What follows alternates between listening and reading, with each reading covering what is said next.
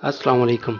داستان لائبریری کے معزز سامعین، ویسے تو آپ نے معاشرے میں بہت ناانصافیاں ہوتی دیکھی ہوں گی۔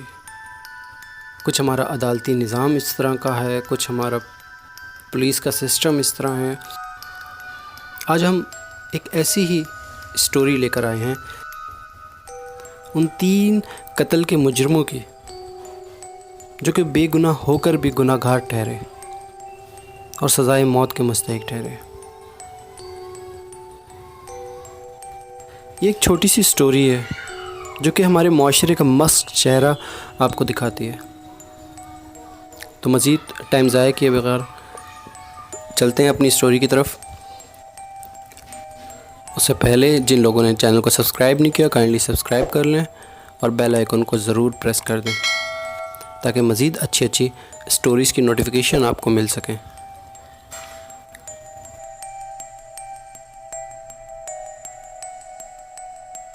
جیل میں کئی سال سے قید کی سزا جھیلتے ہوئے انہوں نے اپنی زندگی کا تیسرا حصہ گزار لیا تھا۔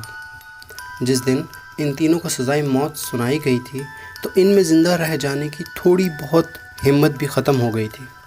ان کے وارثوں نے اپنی ہمت اور کوشش سے بہت دوڑ دھوپ کی تھی۔ مقتول کے وارثوں کے آگے ہر طرح کی منت سماجت کر دیکھی۔ جب یہ بھی کارگر ثابت نہ ہوئی تو اپنے حصے کی اراضی دینے کی بھی حامی بھر لی۔ مقتول کے وارثوں نے ان کی ہر پیشکش کو قبول کرنے سے صاف انکار کر دیا۔ آخر ان کے پاس ایک اور پیشکش کا موقع تھا۔ انہوں نے اپنی بہن بیٹیوں کے رشتے دینے کے عوض معافی مانگنے کا آخری کارڈ بھی کھیلنے کی کوشش کی، مگر اس بار بھی انہیں ناکامی اور شرمندگی کا سامنا کرنا پڑا۔ فیقہ، علیہ اور رحمو تینوں قتل کے الگ الگ مقدمات میں جوانی کے جوبن پر بندی خانے آئے ہوئے تھے۔ اپنے حصے کی سزا جھیلتے ہوئے انہیں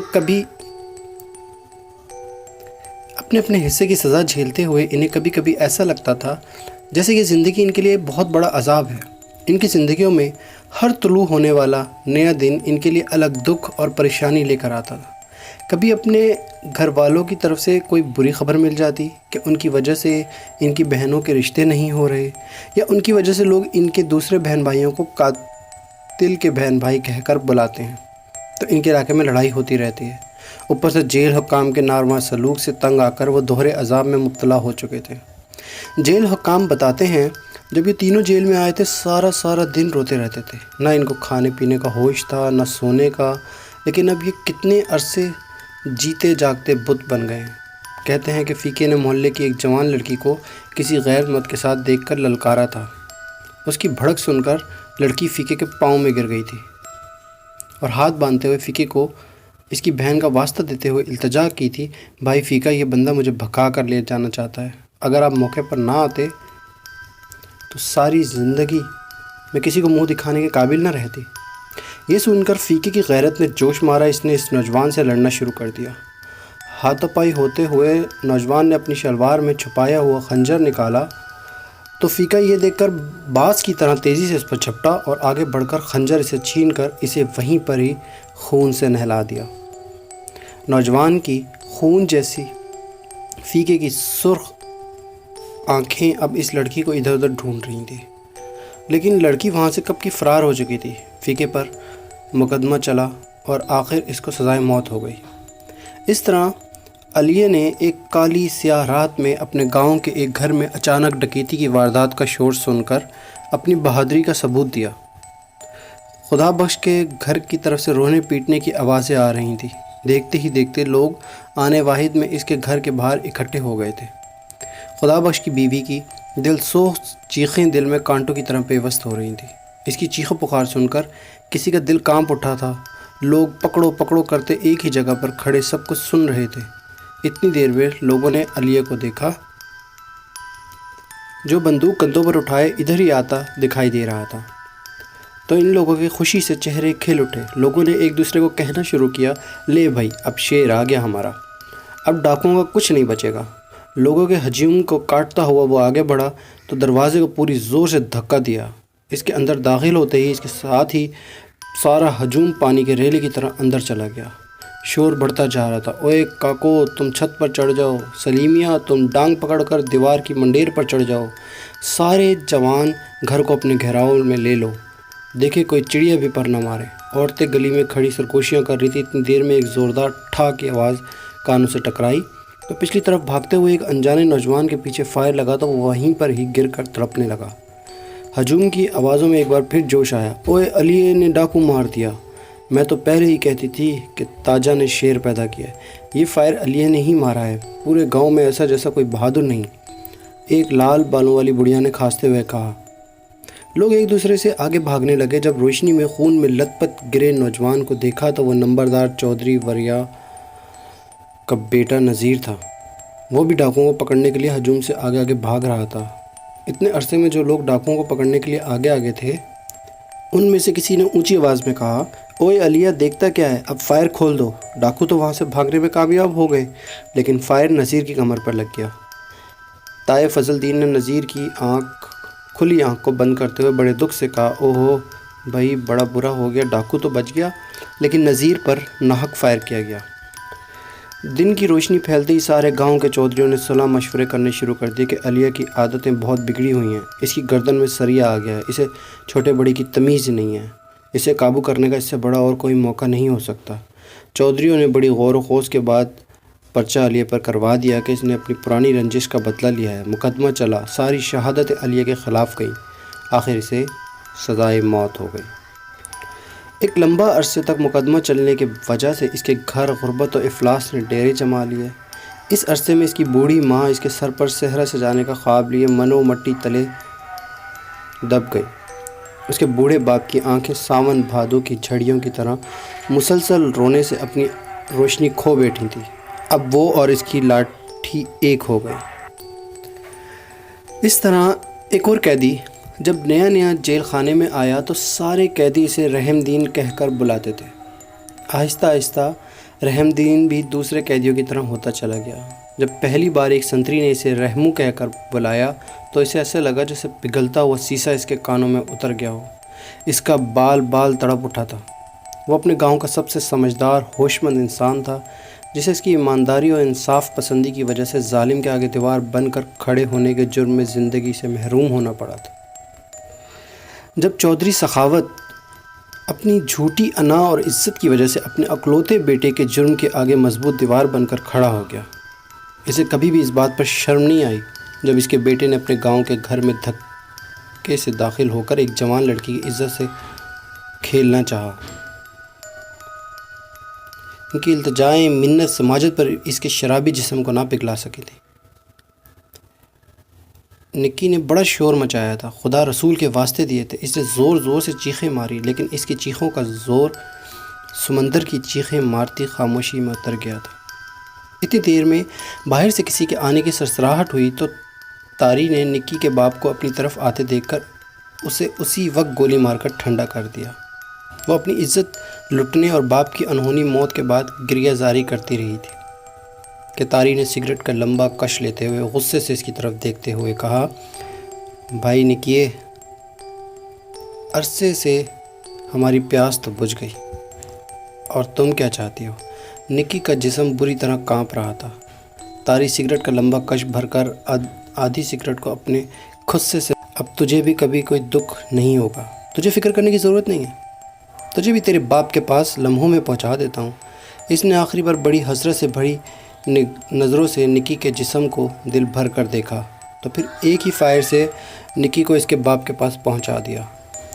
سارے گاؤں میں اس طرح خاموشی چھا گئی جیسے ہر کسی کو سانپ سونگھ گیا ہو۔ لوگ جہاں بھی اکٹھے ہوتے ایک دوسرے کو اشارے سرگوشیوں میں کہتے کہ بہت برا ہوا ہے، یہ گاؤں اب شریف لوگوں کے رہنے کے قابل نہیں رہا، لیکن ہر کوئی کھل کر چودھری سخاوت کے بیٹے کے خلاف بات کرنے سے ڈرتا تھا۔ گاؤں میں کئی روز پولیس آتی رہی لیکن کسی بندے نے بھی آگے بڑھ کر اس قتل کی گواہی دینے کی جرات نہ کی۔ رحم دین جو کہ مرنے والوں کی چیخیں سن کر موقع پر پہنچ گیا تھا، اس وقت کا عینی شاہد تھا۔ شش و پنج میں مبتلا رہا کہ وہ گواہی دوں یا نہ دوں۔ کبھی وہ سوچتا کہ زندگی تو صرف ایک بار ہی ملتی ہے، کیوں نہ آگے بڑھ کر اس قتل کے راز سے پردہ اٹھا دوں۔ کئی بار اسے ایسا لگتا جیسے مرنے والوں کی چیخیں اس سے کہہ رہی ہوں، رحم دینا، تم بھی ساری دنیا کی طرح ہمارا ناحق خون ایسے جانے دو گے؟ وہ گواہی دینے کے لیے تیار ہو جاتا، لیکن پھر جیسے کسی طرف سے آواز آتی، رحم دین تم اکیلے نے ساری دنیا کا ٹھیکہ لیا ہوا ہے، تم ان قاتلوں سے ٹکرا کر اپنے لیے کوئی مصیبت مول لو گے۔ سوچ، اگر تجھے اس نیکی کے بدلے کچھ ہو گیا، تیری جوان گھر والی اور معصوم بچی اس ظالم سماج میں کسی طرح زندگی گزار سکیں گے؟ اس کشمکش میں اسے یہ سوچتے ہوئے کئی روز گزر گئے۔ اب پولیس کا آنا جانا بھی قدرے کم ہو گیا تھا۔ لوگ چھپ چھپا کر چہمگوئیاں کرتے کہ چودھری سخاوت نے بڑا پیسہ لگایا ہوا ہے، اس کے بیٹے کو کچھ بھی نہیں ہونے کا۔ بات اس طرح آہستہ آہستہ ٹھنڈی پڑتی جا رہی تھی جیسے دو انسانوں کا قتل نہیں، کوئی معمولی سی بات ہو۔ رحم دین کے اندر کا شور جب زیادہ بڑھ گیا تو اس نے ظلم کی ہر دیوار سے ٹکرانے کا ارادہ کر لیا۔ بالآخر اس نے تھانے جا کر زبردست بیان دیا کہ یہ قتل چودھری سخاوت کے بیٹے نے کیا۔ پولیس والوں نے پہلے تو اس کی بات کی کوئی اہمیت نہ دی، بلکہ اسے آنے والے وقت سے ڈرانے کی پوری کوشش کی، لیکن جب رحم دل نے کہا کہ میں اس سے آگے بھی جا سکتا ہوں تو مجبوراً پولیس چودھری کے بیٹے کو پکڑ کر تھانے لے آئی۔ رحم دین نے جب آواز اٹھائی تو آہستہ آہستہ گاؤں کے دوسرے لوگ بھی اس کے ساتھ چلنے لگ پڑے۔ چودھری نے جب یہ دیکھا کہ لوگ اب کسی طرح بھی میرے روب و جلال کو نہیں مانیں گے تو اس نے مختلف بہانوں سے لوگوں سے لڑنا جھگڑنا، ان کو بےزتی کرنا شروع کر دی۔ قدرت کا اصول ہے، کسی کام میں پہل ایک بندہ کرتا ہے، پھر اس کے پیچھے مخلوق کی قطار لگ جاتی ہے۔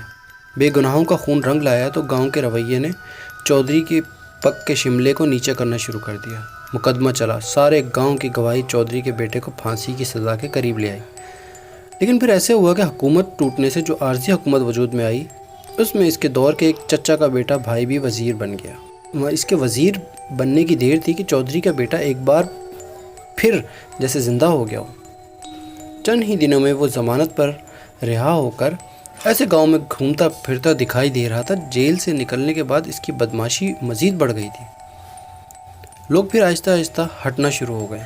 پھر ایسے ہوا کہ چودھری کا بیٹا ایک رات شراب کے نشے میں اندھا ہو کر غریب بشیرے کی دیوار پھلانگ کر اس کے گھر میں جا دھمکا۔ بشیرے کی جوان بیٹیوں اور گھر کے دوسرے افراد کی چیخ و پکار نے ایک دفعہ پھر سوئے ہوئے گاؤں کو جگا دیا۔ ہر بندہ جس کے ہاتھ میں جو آیا لے کر بشیرے کے گھر کی طرف دوڑتا چلا آیا۔ تنگ آئے لوگوں کو غصہ جب اترا تو چودھری کے مرے ہوئے بیٹے کی شکل پہچانی نہیں جا رہی تھی۔ ایک دفعہ پھر گاؤں میں پولیس آئی۔ لوگوں کو مار کٹائی سے بچانے کے لیے رحم دل نے یہ قتل اپنے سر لے لیا۔ چودھری کے چاچے کے بیٹے کے اثر اسوخ سے اس کے حق میں جانے والی ہر گواہی جھوٹی پڑ گئی اور اس کو سزائے موت ہو گئی۔ ان تینوں کی سزائے موت پر عمل درآمد ہونے میں جب چند روز رہ گئے تو ایک دن جیل کا ڈاکٹر ان کے پاس آیا۔ اسے سزائے موت کے ان تینوں قیدیوں کو مخاطب کرتے ہوئے کہا، کیا تم چاہتے ہو کہ تمہارے مرنے کے بعد تمہاری زندگی کا سفر جاری رہے؟ یہ اس طرح ہی ممکن ہو سکتا ہے اگر تم مرتے مرتے اپنی آنکھیں لوگوں کو عطیہ کر جاؤ جنہوں نے دنیا میں کچھ نہیں دیکھا۔ فیقہ اور علیہ نے ڈاکٹر کے سمجھانے سے اس قدر متاثر ہوئے کہ انہوں نے اپنی آنکھیں عطیہ کرنے والے فارم پر رضامندی سے انگوٹھے لگا دیے۔ جب رحم دین کی باری آئی تو اس نے بڑے دکھ سے کہا، ڈاکٹر صاحب میں اپنی آنکھوں کا عطیہ نہیں دینا چاہتا۔ فیقہ اور علیہ نے اور ڈاکٹر نے بڑی تعجب سے اس کی طرف دیکھتے ہوئے کہا، یہ تو نیکی کا کام ہے، تمہارے انکار کی کوئی وجہ سمجھ نہیں آئی، آخر اس کی کوئی تو وجہ ہوگی۔ رحم دین کی آنکھوں سے آنسو بہنا شروع ہو گئے اور اس نے گلوگیر کانپتی آواز میں کہا، ڈاکٹر صاحب میں اس معاشرے میں قدم قدم پر ہونے والے ظلم اور ناانصافی کو دیکھنے کے لیے کسی ماں اور بیٹے کی زندگی برباد نہیں کرنا چاہتا۔ یہ تھی ہماری آج کی کہانی۔ پسند آئی ہو تو چینل کو ضرور سبسکرائب کریں اور بیل آئیکن کو پریس کرنا بالکل نہ بھولیں۔ شکریہ۔